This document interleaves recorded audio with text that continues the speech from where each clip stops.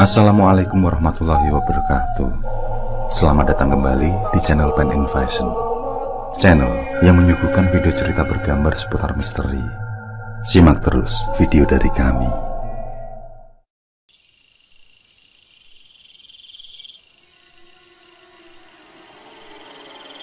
Di setiap tempat pasti ada aturan yang membatasi kebebasan manusia, baik aturan tertulis maupun aturan yang mengarah pada tradisi dan kelenek. Sebenarnya, aturan tersebut sudah diolah dengan matang oleh para pendahulu. Mungkin tujuannya tidak untuk membatasi, melainkan demi kenyamanan dan keselamatan. Akan tetapi, banyak orang yang tidak suka jika terikat dengan aturan, sehingga melakukan segala hal dengan sesuka hati. Mereka lebih suka kebebasan, tanpa memikirkan sebab dan akibat dari apa yang dilakukannya. Kisah nyata kali ini terjadi pada pendakian di Gunung Salak, gunung yang terletak antara Bogor dan Sukabumi. Gunung Salak adalah gunung tua yang dipenuhi dengan tebing curam dan juga jurang-jurang yang dalam. Cuaca di Gunung Salak bisa tiba-tiba berubah dan penuh kabut yang mengganggu penglihatan para pendaki. Sampai saat ini, Gunung Salak masih menyimpan berbagai macam misteri. Bahkan, sebagian dari misterinya tersebut tidak bisa dicari jawabannya. Dengan banyaknya kejadian yang bahkan sampai merenggut banyak nyawa, Gunung Salak pun mendapat gelar dari masyarakat sebagai gunung terangker di Jawa Barat. Tersesat di Gunung Salak.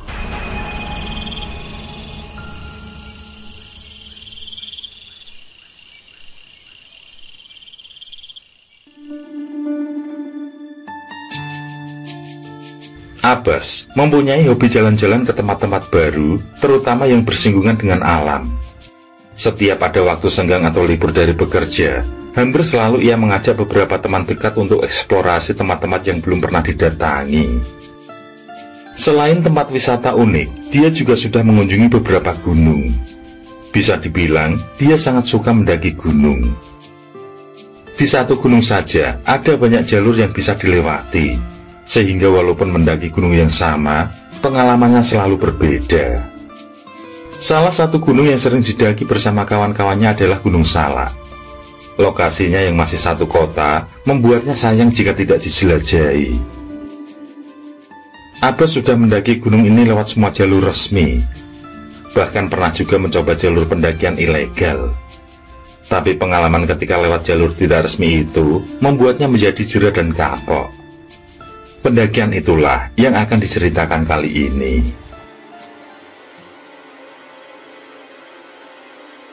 Sudah setahun lebih, Abbas bekerja di sebuah perkantoran di satu wilayah Jawa Barat. Kebetulan sekali, saat ia lulus kuliah dan langsung melamar pekerjaan, perusahaan tersebut menerimanya sebagai karyawan. Di sana Abbas kenal dengan orang-orang baru yang kemudian memiliki satu hobi, yakni mendaki gunung. Memang, semenjak SMA dulu, Abbas sudah suka dengan alam. Dia pun sudah menjelajahi beberapa gunung termasuk di luar daerah. Dan hobi itu terus mengalir. Ia memiliki komunitas tersendiri bersama 4 orang kantor. Kebersamaan itu membuat mereka selalu menjadwal untuk melakukan pendakian setiap kali ada waktu libur. Suatu hari, Abbas mendapat pengumuman dari kantor kalau ada libur 5 hari. Bersama 4 kawannya, Uri, Bimo, Nona, dan Fitroh, dia pun mendiskusikan untuk melakukan pendakian. Mau keluar kota, sayang dengan waktu, karena liburnya cuma sebentar. Belum lagi keluar kota pasti butuh biaya lebih banyak. Berlima mulai putar otak, mencari tempat asik yang tidak jauh-jauh. Tiba-tiba, Nona memberi saran untuk naik Gunung Salak. Bukannya Abbas tidak suka dengan Gunung Salak, tapi dia dan mungkin juga teman-teman lain sudah pada bosan mendaki di sana. Mereka sudah naik gunung itu beberapa kali, dan sudah mencoba semua jalur pendakian. Rasanya sayang kalau liburan singkat yang berharga ini dibuat mengulang perjalanan yang sama. Sebelum ada yang ngomong apa-apa, Nona kembali angkat bicara. Dia bilang, jika perjalanan ke puncak gunung kali ini tidak lewat jalur biasa. Nona mengaku telah mendapat informasi dari kawan-kawan tentang jalur lain. Jalur ini lebih menarik karena jalur ilegal. Tidak banyak orang yang tahu dan lewat sana. Otomatis bisa mendapat pengalaman mendaki yang lebih privat. Abbas dan teman lain langsung nengok ke Nuna. Mereka pun tertarik dengan ide Nuna. Prospek mendaki privat yang ia tawarkan membuat penasaran. Setelah Nuna memberikan info lebih lanjut soal jalur ini, mereka semua sepakat untuk mencoba tantangan Gunung Salak lewat jalur ilegal ini. Diskusi dilanjutkan dengan persiapan yang matang seperti biasanya. Keesokan hari, Abbas dan 3 orang teman lainnya langsung meluncur ke titik yang diberitahukan oleh Nuna. Sedangkan Nuna sendiri sudah ada di sana bareng bersama temannya yang memberitahu lokasi tersebut. Setelah perjalanan beberapa jam, akhirnya sampailah mereka di tempat tujuan. Ternyata ada beberapa orang di sana juga. Bisa dibilang mereka ini semacam pengelola. Meskipun jalur ini legal, tetap saja ada yang menjaga dan memungut uang. Tapi di sini tidak perlu ribet mengurus berkas atau apapun. Hanya datang, bayar, dan langsung bisa naik. Ada beberapa pendaki lain yang juga mau lewat jalur ini, tapi jumlahnya tidak sebanyak yang lewat jalur resmi. Sebelum mulai mendaki, Abbas sempat koordinasi dulu. Rencananya ia bakal camping di gunung selama 2 hari, dan pulang di hari ketiga supaya masih punya waktu istirahat sebelum balik kerja. Waktu itu, sekitar jam 10 pagi, udaranya masih sangat segar. Setelah doa bersama, pendakian pun dimulai. Menurut info dari orang yang jaga di bawah, nanti sekitar 3-4 jam perjalanan, mereka bakal menemui tanah yang cukup rata untuk camping. Dari penjelasan itu, berlima sepakat untuk bermalam di situ. Barulah esok hari, baru melanjutkan perjalanan ke puncak. Setelahnya, lalu turun lagi dan santai di spot itu sampai waktunya pulang. Perjalanan menuju tempat yang disebutkan tadi berjalan lancar. Meskipun jalur ini lebih menantang dengan banyak jalan kecil dan licin, tapi karena mereka sudah berpengalaman mendaki gunung, hal itu bukan menjadi masalah besar. Tapi kali ini, di sepanjang perjalanan, mereka banyak melakukan hal-hal negatif. Karena ini jalur tidak resmi, maka mereka selalu membabat tanaman apapun yang menghalangi jalan. Bahkan mereka merusak tanaman dengan potong jalur. Mungkin hal-hal inilah yang menjadi penyebab kenapa nanti mereka mengalami kejadian aneh.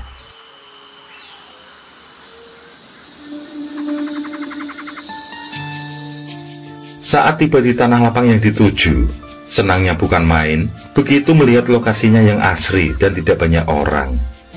Rasanya tempat ini menjadi benar-benar privat bagi mereka. Sesuai rencana, hari itu mereka tidak lanjut mendaki lagi. Meskipun waktu masih terbilang siang, yakni sekitar pukul 2-an, mereka memutuskan untuk bersantai saja di situ. Setelah mendirikan tenda dilanjutkan beristirahat, lalu memasak bekal makanan. Malamnya, mereka bersantai di depan api unggun.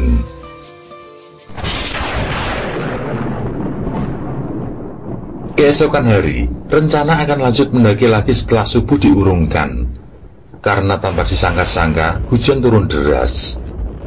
Mereka pun terpaksa menunda perjalanan menunggu sampai hujan reda. Mereka menghabiskan waktu ngobrol saja di dalam tenda. Barulah menjelang asar, hujan benar-benar berhenti. Meski sore hari, mereka tetap memutuskan untuk melanjutkan pendakian. Bimo memberi masukan agar melanjutkan naik besok saja. Alasannya jalanan pasti licin karena habis hujan. Tentu akan bahaya kalau tetap memaksa naik dalam kondisi seperti itu. Bimo juga mengingatkan kalau orang-orang di bawah tadi memberi petunjuk bahwasannya pamali jika mendaki sampai waktu tengah maghrib. Tapi dengan sombongnya, Nuna meyakinkan Bimo kalau semua sudah berpengalaman dalam mendaki. Jalan licin tidak akan terlalu berpengaruh buat mereka. Dan pamali yang disebutkan orang-orang di bawah dianggapnya bualan belaka. Kalaupun takut, nanti selepas maghrib bisa beristirahat sejenak.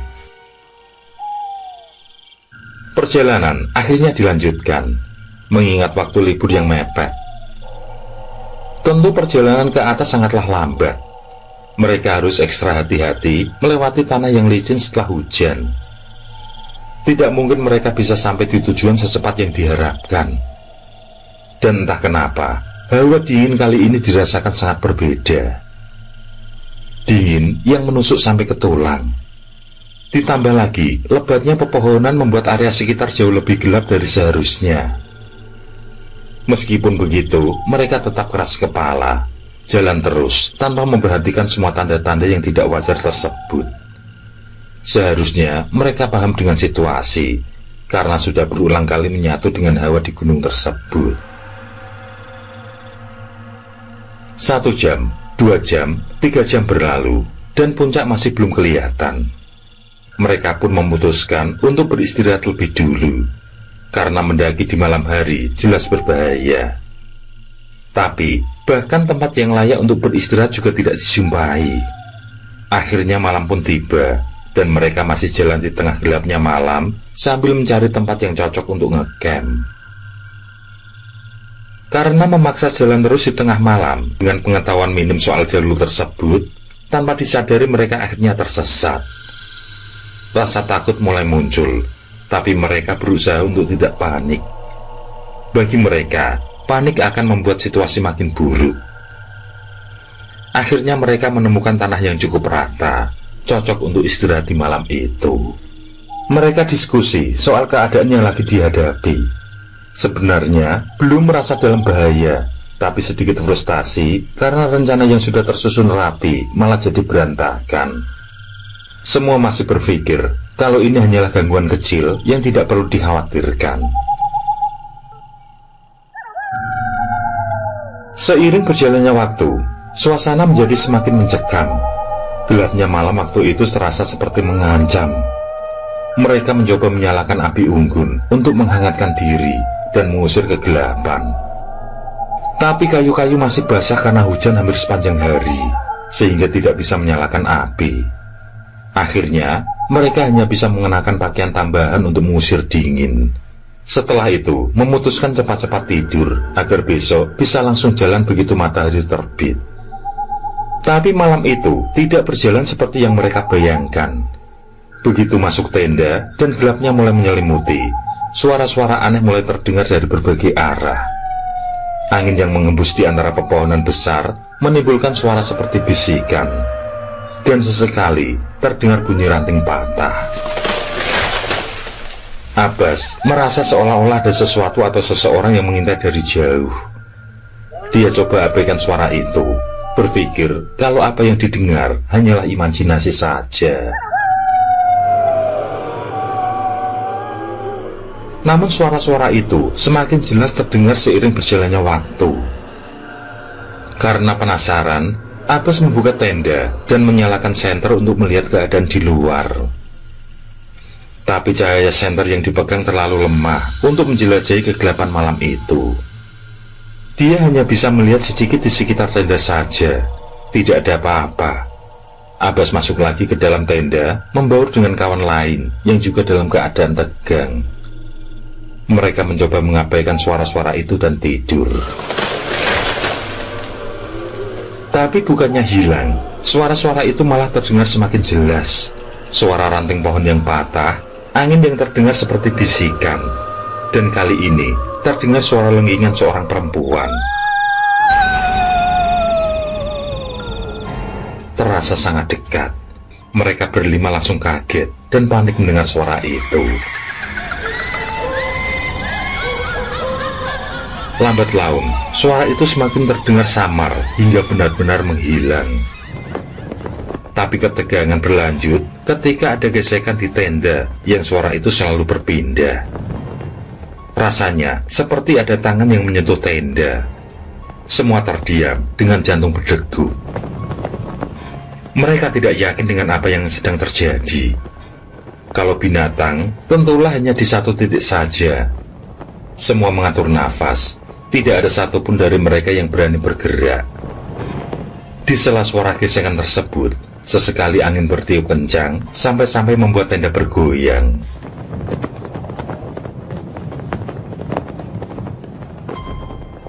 Setelah beberapa saat, tiba-tiba semuanya berhenti.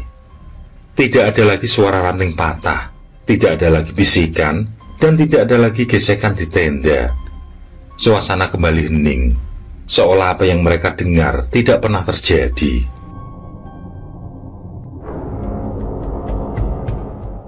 Abbas dan Bimo akhirnya nekat untuk cek keadaan. Berdua keluar perlahan, diikuti yang lain. Bimo menyalakan senternya dan menyorot ke sekitar tenda. Tidak ada apa-apa yang mencurigakan, hanya kegelapan malam. Semua tetap waspada, menempel satu dengan yang lain karena rasa takut. Tiba-tiba, mereka dibuat terkejut dengan sekelebatan bayangan putih di atas tenda.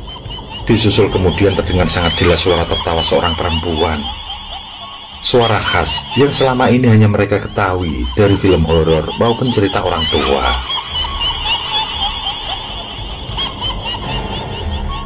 Secara refleks, Bimo langsung mengarahkan senter ke arah suara itu. Tepat di atas tenda, ternampak sosok berbaju putih lusuh dengan bercak tanah. Rambutnya panjang dan matanya putih.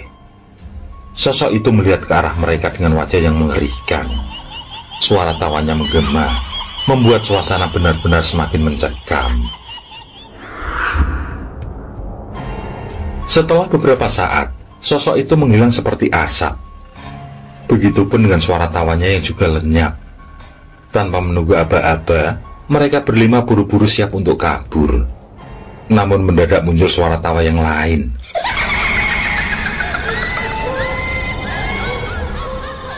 Kali ini, suaranya terdengar lebih berat.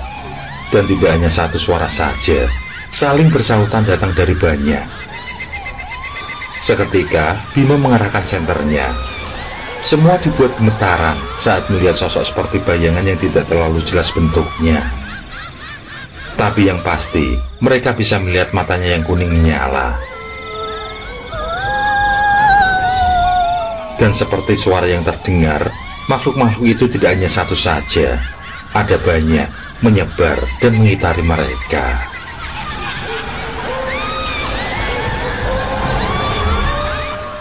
Melihat dikepung, tidak ada pilihan selain masuk ke dalam tenda lagi. Bergegas, semua masuk ke tenda. Di dalam, mereka tidak bisa berbuat apa-apa kecuali berdoa, meminta perlindungan dari Tuhan. Ada pula yang gemetar meminta maaf pada makhluk-makhluk yang mengitari jikalau mereka melakukan kesalahan. Sampai akhirnya, seiring dengan semerbak aroma melati, seperti terhipnotis, satu persatu dari mereka mulai tertidur di tempat.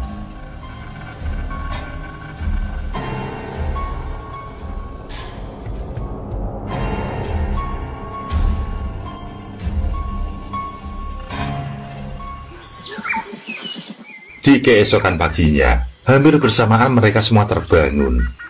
Sudah tidak ada lagi suara-suara aneh di sekitaran. Tapi efek dari kejadian semalam masih menghantui mereka. Semua diam, saling pandang satu dengan yang lain, penuh ketakutan. Tanpa banyak diskusi, mereka sepakat membatalkan rencana ke puncak. Mereka tidak mau ambil resiko, mengalami kejadian yang serupa, atau bahkan bisa lebih buruk lagi. Jadi, keputusan bulat diambil, yakni mereka harus segera turun. Tapi begitu mereka keluar dari tenda dan melihat sekitar, ada sesuatu yang tidak beres. Area tempat tenda berdiri jelas berbeda dari lokasi yang kemarin. Pohon-pohon di sekitar yang sebelumnya terasa rapat dan dekat, sekarang terlihat lebih jauh. Batang-batangnya pun kelihatan berbeda. Kemarin rumput yang diinjak berwarna hijau segar, sekarang warnanya menjadi kekuningan, kering, dan terpisah dari tanah merah yang keras. Rasanya mereka seolah dipindahkan ke tempat yang berbeda. Ada ketidaknyamanan yang menyusup ke dalam hati, tapi mereka berusaha mengabaikannya. Dalam tanda tanya yang besar, mereka mencoba fokus mencari jalan turun. Berjalan beberapa ke arah kiri, tampaklah jalur yang menurun. Berharap itu akan membawa kembali ke dasar gunung. Pikiran mereka sederhana, asalkan terus turun, cepat atau lambat pasti sampai ke bawah. Setelah tenda dibongkar, mereka pun mulai melakukan perjalanan pulang.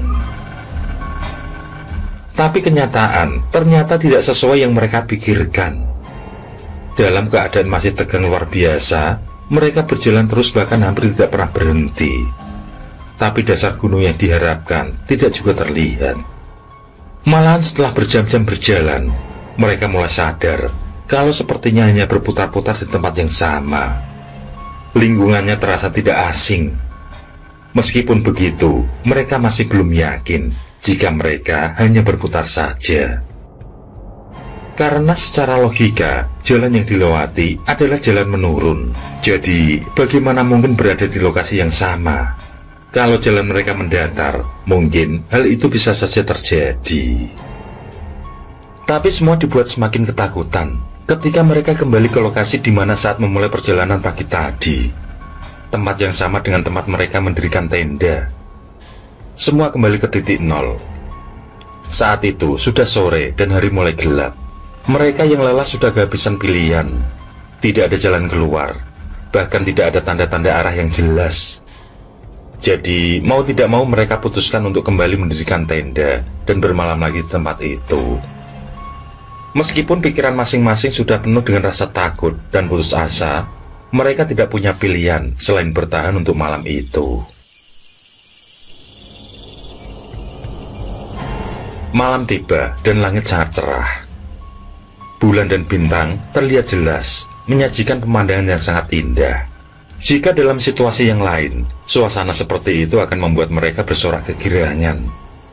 Mereka pasti akan tertawa riang di sela canda tawa, bersantai di depan api unggun, dan menikmati malam di alam terbuka. Tapi kali ini, suasananya sangat berat. Kengerian yang mereka alami di malam sebelumnya masih membekas kuat. Tidak berlama-lama mereka berada di luar tenda. Segera semua masuk dan mulai memperbincangkan rencana meneruskan mencari jalan pulang. Keputusan akhir adalah pasrah. Pikiran mereka semakin tidak karuan saat mulai ada perbincangan tentang hal lain. Perbincangan yang mengarah dengan sesuatu di luar nalar. Mereka menebak jika apa yang tengah mereka alami saat ini mungkin adalah kisah yang sama yang terjadi pada para pendaki yang dinyatakan hilang dan tidak ditemukan jejaknya. Dan jika itu memang menjadi ujung tanduk nyawa mereka, maka yang dilakukan adalah beribadah, berdoa, dan selalu mengingat Tuhan. Dengan berat, mereka mulai merebahkan diri. Kali ini semua terdiam tanpa ada suara. Doa terus dikumandangkan dalam hati, meskipun kengerian menyelimuti pikiran mereka yang penuh ketakutan. Walaupun kecapean, namun mata mereka tetap terjaga. Mereka tidak berani terlelap, dan suasana kembali mencekam ketika kondisi yang sama seperti malam kemarin mendatangi malam itu. Pertama yang datang adalah suara ranting patah, diikuti oleh suara angin yang terdengar seperti bisikan di antara pepohonan. Lalu, tawa itu membuat mereka merapat. Suara tawa khas yang membuat bulu kuduk merinding dan jantung berdegup semakin tidak beraturan. Tidak lama kemudian, mereka merasakan kemunculan sosok berbaju putih di atas tenda. Sosok itu tertawa dengan suara yang menusuk. Disusul kemudian oleh sosok-sosok lain yang mengitari, mengintip dari balik pepohonan dengan mata kuning menyala. Tawa mereka pun semakin ramai, semakin menyeramkan. Berlima hanya bisa gemetar ketakutan di dalam tenda, mencoba menahan diri agar tidak menjerit. Apa yang mereka saksikan adalah sesuatu yang tidak main-main. Dan sekali lagi, malam itu berakhir dengan aroma melati yang menusuk hidung. Lalu satu persatu mulai tumbang, entah pingsan atau tidur di tempat. Di hari kedua, mereka terbangun dengan perasaan yang sama, takut, lelah, dan tidak ada harapan. Mereka mencoba lagi mencari jalan pulang, tapi hasilnya sama. Mereka kembali lagi ke tempat yang sama sebelum malam tiba. Dan sekali lagi, makhluk-makhluk itu datang menertawakan mereka. Hari ketiga, keempat, hingga hari kelima, hal yang sama terus terjadi. Berlima seperti terjebak dalam lingkaran setan tanpa jalan keluar. Setiap malam dihantui oleh sosok-sosok itu, dan setiap hari tersesat di jalur yang sama tanpa arah. Pernah mereka memutuskan untuk langsung menghadapi sosok tersebut, tapi hal itu tidak jadi dilakukan karena mereka menganggap sosok-sosok itu akan melakukan sesuatu yang lebih menyiksa. Mereka masih berharap ada pertolongan melalui jalan lain yang diberikan oleh Tuhan. Pada titik itu, Abbas dan kawan-kawan sudah hampir menyerah. Semua perasaan positif perlahan hilang, digantikan oleh ketakutan yang semakin mendalam. Rasanya tidak ada lagi harapan untuk mereka. Di hari ke-6 itu, mereka sudah berada di titik terendah. Rasa takut, putus asa, dan lelah membuat tidak peduli lagi dengan istirahat. Saat hari mulai gelap dan mereka tiba di tempat yang sama seperti sebelumnya, mereka memutuskan untuk tidak mendirikan tenda. Langkah mereka berat, tapi memaksa diri untuk terus maju.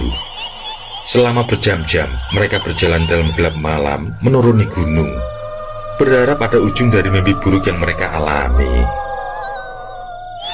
Ketika sampai di sebuah lokasi cukup datar, di sana ada pertigaan yang sebelumnya belum pernah mereka temui. Ada harapan yang muncul. Sejenak mereka berhenti, menentukan arah yang dianggap tepat. Angin tiba-tiba bertiup kencang membawa dedaunan melayang-layang di udara. Mereka langsung tersentak ketika mendengar suara yang sudah tidak asing. Suara sosok wanita yang sangat mengerikan. Kali ini tawanya terdengar jauh, tapi suara itu semakin mendekat, seolah-olah sedang mengejar. Panik menyelimuti. Dan kali ini harapan itu benar-benar ada. Saat mereka melihat sorot senter di jalur arah kiri, bisa dipastikan jika itu adalah pendaki lain. Buru-buru mereka berbelok arah mengikuti cahaya tersebut. Suara tawa yang masih saja terdengar membuat semua mempercepat langkah, bahkan mulai berlari meski tubuh mereka sudah nyaris ambruk karena lelah. Terasa sangat jelas jika sosok itu ada di belakang mereka, semakin dekat, dan mereka tidak punya waktu untuk berhenti walaupun hanya sesaat. Anehnya, sorot senter itu selalu menjauh. Meskipun begitu, mereka terus berusaha mendekat. Tiba-tiba, cahaya senter yang mereka tuju lenyap entah kemana. Suara tawa itu pun sudah tidak lagi terdengar. Sambil terus berlari kecil, mereka dikejutkan dengan penampakan sosok lain di depan. Sosok itu berwarna putih dengan jumlah lebih dari 3. Bentuknya yang tidak jelas samar-samar terlihat di antara pepohonan. Kali ini mereka terpaksa menghentikan langkah. Semua terdiam sambil mengatur nafas. Rasa takut mendorong mereka untuk terus maju. Saat itulah mereka merasa lega, karena sosok putih itu adalah manusia. Samar-samar ditembus cahaya bulan, ternampak mereka adalah laki-laki dan juga pendaki. Mereka yang berjumlah 6 orang itu semua mengenakan jaket berwarna putih. Dilihat dari usia, mereka adalah para pelajar sekelas SMA. Sebenarnya aneh jika seorang pendaki mengenakan jaket putih. Keanehan lain yang dirasakan adalah semua seperti tidak ada persiapan matang dalam melakukan pendakian. Hanya 2 orang saja yang menggendong tas, sedangkan yang lain tas gendong kecil biasa. Keanehan itu diabaikan oleh Abbas dan kawan-kawan. Yang penting mereka sudah ditunjukkan harapan menuju jalan pulang. Tanpa basa-basi, Abbas langsung meminta arahan jalan pada para pendaki itu. Tanpa berbicara apapun, salah satu dari mereka langsung mengangkat tangannya, seolah-olah menunjukkan arah, memberi isyarat agar Abbas dan kawan-kawan mengikutinya. Abbas mengamati wajah remaja itu tampak pucat. Dan begitu pula dengan yang lain. Mereka semua terlihat pucat. Abbas berpikir, bisa jadi mereka kehabisan bekal, atau mungkin kelelahan juga. Ke-6 orang tersebut berjalan lebih dulu, barulah Abbas dan yang lain membuntuti di belakang.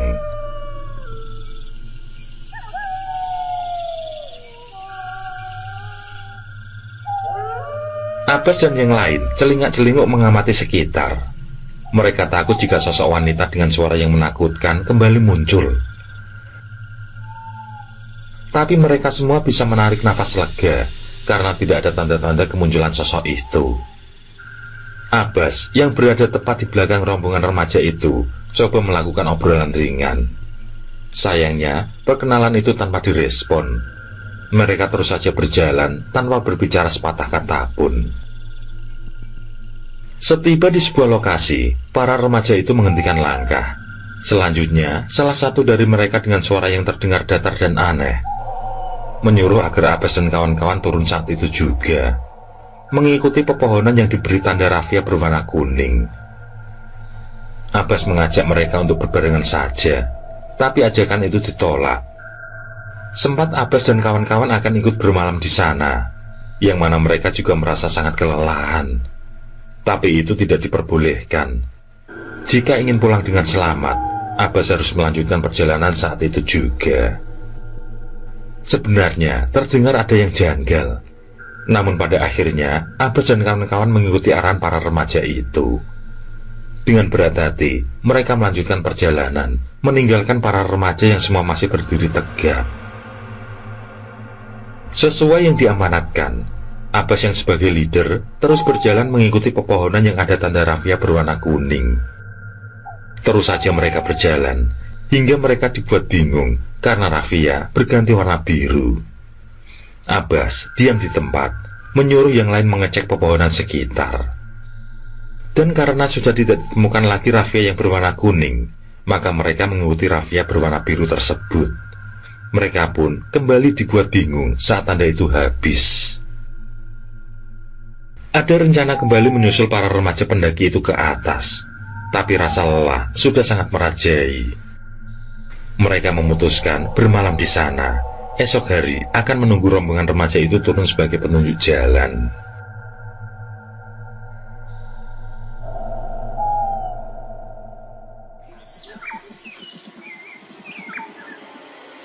Esok harinya, mereka terbangun dengan keadaan yang sangat berbeda. Di sekitar ada beberapa orang yang membangunkan mereka. Ternyata Abbas dan kawan-kawan sudah berada tidak jauh dari base camp ilegal, tempat mereka memulai pendakian 6 hari yang lalu. Rasanya seperti keajaiban bahwa mereka akhirnya ditemukan dan diselamatkan. Orang-orang segera membantu mereka turun ke base camp, di mana bisa beristirahat. Saat sedang ngobrol, Abbas dan kawan-kawan dibuat bingung mendengar komentar orang-orang yang berjaga di sana. Kebingungan itu bermula saat Abbas menjelaskan bahwa dia dan rombongan telah berada di gunung selama 6 hari, berjuang untuk bertahan hidup dari teror yang terus menghantui. Tapi orang-orang ini malah kebingungan. Mereka bersikeras bahwa Abbas hanya berada di atas selama sehari. Salah satu dari mereka bahkan memperlihatkan tanggal ruangan tersebut. Benar saja, hari itu hanya sehari setelah mereka mulai mendaki. Rasa kaget dan bingung membanjiri Abbas dan kawan-kawan. Bagaimana mungkin mereka merasa sudah menghabiskan 6 hari penuh di atas sana? Mendengar cerita dari Abbas, salah satu penjaga menanggapi dengan serius. Menurutnya, kemungkinan besar mereka telah disesatkan oleh Nyi Salak, penunggu gunung yang marah karena mungkin mereka telah melewati jalur persemayaman sosok-sosok gaib. Baik secara sengaja atau tidak, mereka telah melewati jalur yang tidak seharusnya. Mereka pun telah dibawa ke alam lain, sehingga waktu terasa jauh lebih lama dari kenyataan. Selama di atas, apakah kalian merasa lapar atau haus? Tanya si penjaga usai memberikan teorinya. Abbas dan kawan-kawan terdiam sejenak, lalu teringat. Benar, selama di atas mereka hanya makan sedikit bekal, tapi tidak pernah mereka merasa lapar atau haus. Semua ini makin memperkuat bahwa apa yang mereka alami bukanlah hal biasa. Selanjutnya, Abbas bertanya tentang pendaki lain, yakni 6 orang remaja atau pelajar. Mereka yang mengarahkan agar mengikuti tanda tali rafia. Merekalah yang menunjukkan jalan pulang pada kami, ucap Abbas. Si penjaga memberikan keterangan kalau tidak ada dalam daftar tentang para pendaki itu. Sepengetahuannya, pepohonan juga tidak ada yang diberi tanda tali rafia. Penjelasan itu membuat semua terdiam. Si penjaga juga tidak memberitahu banyak tentang para pendaki yang dimaksud. Setidaknya, Abbas dan kawan-kawan merasa bersyukur karena mereka bisa kembali ke alam nyata dalam baik-baik saja.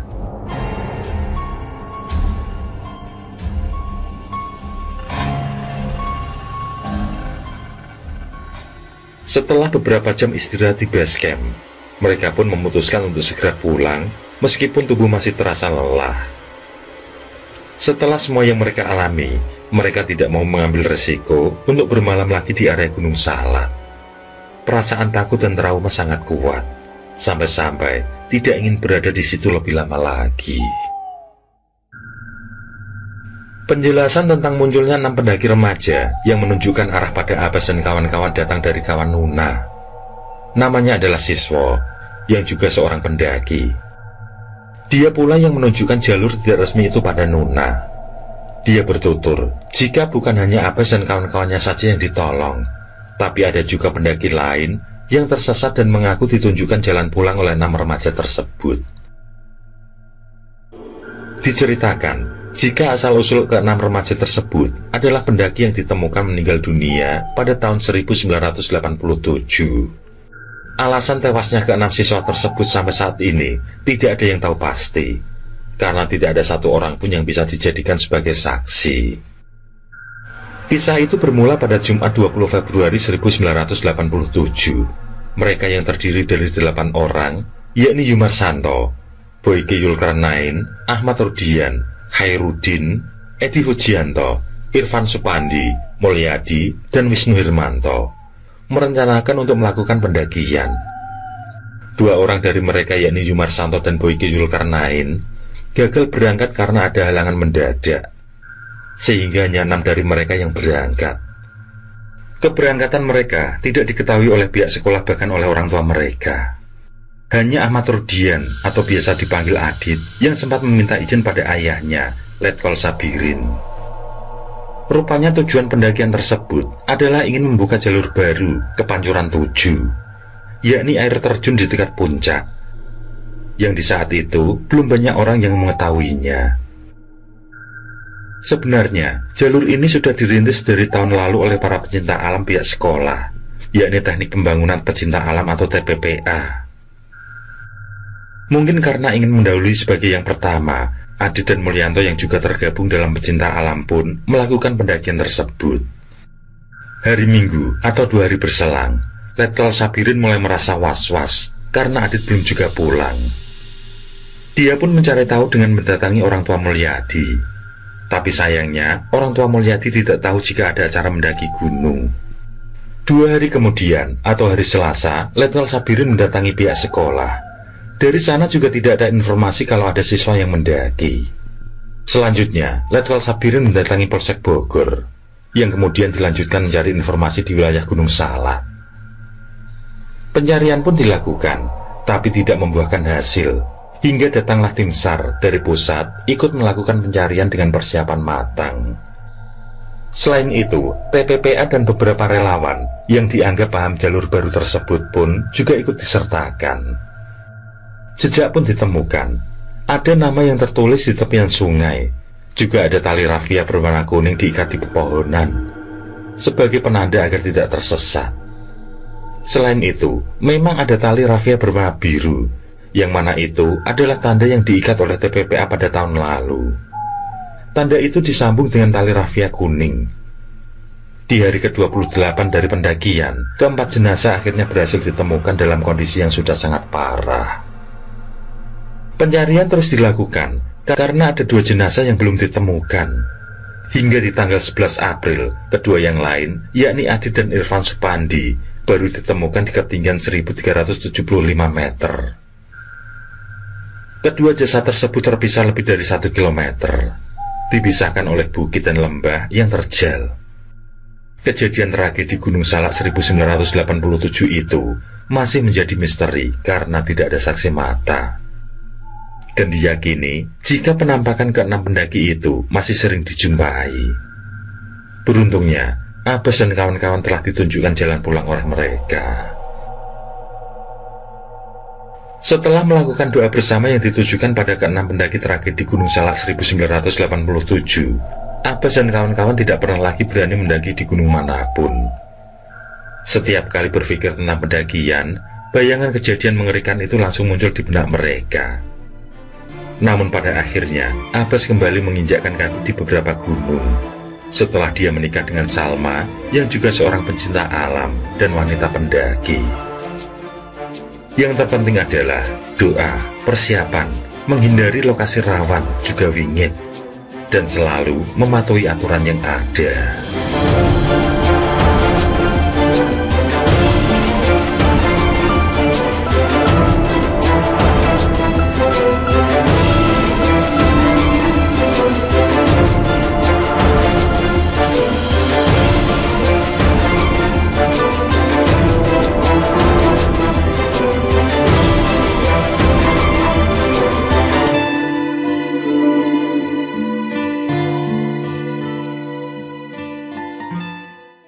Oke, terima kasih. Semoga kawan-kawan terhibur, dan untuk ke depan, semoga channel ini bisa lebih baik lagi. Akhirul kalam, wassalamualaikum warahmatullahi wabarakatuh. Sesandingan hormat kali